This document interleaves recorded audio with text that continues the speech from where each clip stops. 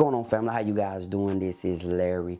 Today I want to discuss Mac versus PC and when it comes to creativity. So for years the propaganda has always been Mac is more creative friendly, and that may have been true, a while ago, but I don't know, man. I can't really say that now because now I've used both. I'm very fluent in both. I produced music for years. We made music for years, and we created in Mac that ecosystem. I did all kind of stuff in Mac, and I have my last Mac I'm getting ready to sell right now. iMac I'm getting rid of. Now I switched all the way over to PC. The reason why number one is because Apple tend to phase out, so they have an end of life. So we purchase the software, you buy the software, and then they give an update to the OS, and now you can't get any upgrades on that software anymore. They forces you to buy the newer version of the software. They do that all the time, and their OS X won't go on a lower version of the console. It's a lot of money grab stuff. And I know it's a lot of you guys who are gonna stand by Mac and you're gonna say Mac. I was on Mac for a while, and it's just money. So that was the number one reason I left Mac, the ecosystem of Mac, because you spend money and invest in $300-400 in software, and then 2 years down the line, 3 years down the line, whatever down the line, you can't use it anymore. Or you try to upgrade the OS or whatever, and your software won't work on that. And it's all a money grab. They do that to get you to continue to get in this perpetual cycle of buying the new latest and greatest software. So that ain't cool. I don't like that. So number two reason why I left Mac was because they're too expensive. They're too expensive. So I have a nice PC over here that I do all my video editing for. I game, well, I don't PC game, I stream on. I stream from it. I do a lot of stuff. It's a beast of a machine. And to buy a Mac that's comparable to this, like this thing has 16 processors in it. It has 32 gigs of RAM. It has the latest and greatest video card. And when I got it, it was right around $2,300. And I compared a Mac, not just at that price. I mean, for those specs, man, this thing is like $5 or $6 grand. It's too much. And I just basically, for what I'm trying to do, I don't have to have a Mac to do it. So for me, if you're starting out and you're creative and you want to get in the Mac ecosystem, I would suggest you buy it used, find a used one, play around with it, see if it's something you could get a hang of. One of the actual benefits of a Mac, like hands down, is the resale value. You can resell Apple products 5 or 10 years later in some cases and get a nice little bit of money that you can recover and put towards the purchase of a new Apple product. So that's one of the greatest benefits of purchasing Mac products, Apple products, is the resale value. So if you potentially are looking at the investment part of it, where you can recover some of your money that you purchased maybe 5 years down the line, then Apple is the way to go. The problem is that you're not gonna be able to upgrade it after a few years to the new OS X. And they do that because of their reason, right? I don't really know hands down the reason. I'm pretty sure they're gonna come with a great reason, but it's really about money. So, moving forward, if you want all the latest and greatest software 5 years down the line, you're gonna have to buy a new Apple product, a new Mac product, because that's just how they do business.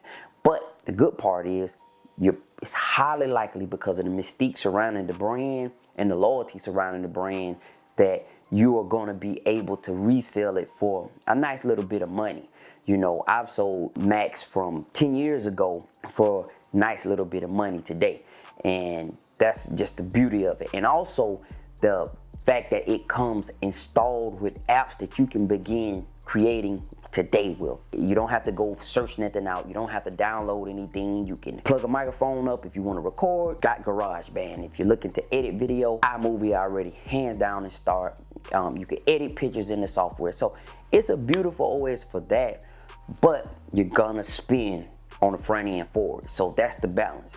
You're gonna spend a pretty penny on the front end. So a PC that can do the exact same thing, if not more, for the price, you may end up spending this, but you're almost gonna spend double just because of the Apple brand. So it's not all bad. Apple products are pretty solid. They're made out of, they generally are constructed out of better material. They're metal on a lot of times when you do the pros. They're nice machines that you can use to do, you know, your business or do your creativity for. For me personally, my personal preference is Windows, because down the line, I know I can take the same machine and upgrade it to the latest and greatest Windows environment, because they're not really finicky about that. They're not trying to lock you in, at least to date, they're not trying to lock you into continually having to purchase the latest and greatest, continually have to purchase the new machines and the new software. They haven't at least to date, they haven't started doing that. So on the hand of investment, Apple is the better selection, because you're gonna be able to recover some of your money, and you'll be able to sell it and put that towards a new Mac. When you just look for creativity and start it from scratch, Apple products, you'll be able to start with GarageBand, start with iMovie without having to download anything else. But you know, that for me, that's just not worth it. The price is just not worth me buying a machine almost double when I can get a machine and just go find some apps to download for free and use those. All right, so you make your choice, guys, what you want to use. It's all up to you. It's all about preference. It's all about loyalty to what brand you are. For this is specifically for people who really don't have a preference. They just don't know where to start. And a lot of times there's a lot of misinformation in the marketplace where you have loyalists, people who are loyal to a brand, and they'll guide you into purchasing something all because of the way they feel about it.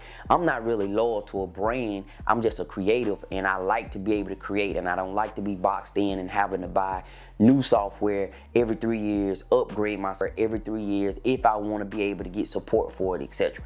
That's not what I'm gonna do. And on the Apple platform, the Mac platform, that's what's gonna happen.